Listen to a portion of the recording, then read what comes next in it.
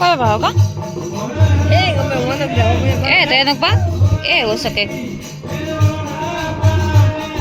कहीं का बढ़िया है जो सोलो पाने जो बहुत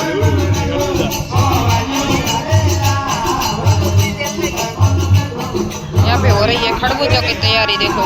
हमारे यहाँ पे शाम को जागरण, तो आपने भजन कीर्तन सुना ही होगा, तो हो गया है पूरा। अभी अब खाना के लिए तैयार कर रहे हैं। हम तो यहाँ फिलहाल जा रहे हैं लकड़ियाँ लेने के लिए।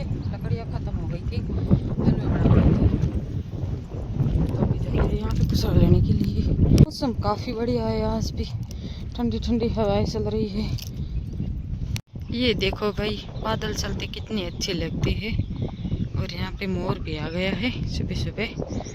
और ये देखो, इस बावली के बीच में होकर ये देखो चंद्रमा, अब सूरज निकल चुका है और कितना प्यारा लग रहा है। और ये देखो, ये मेरी ननदी हैं दो, जो कि मेरी हेल्प कराने के लिए आ रही है। मैं आ गई थी आगे आगे और ये आ गई है हमारे पीछे पीछे।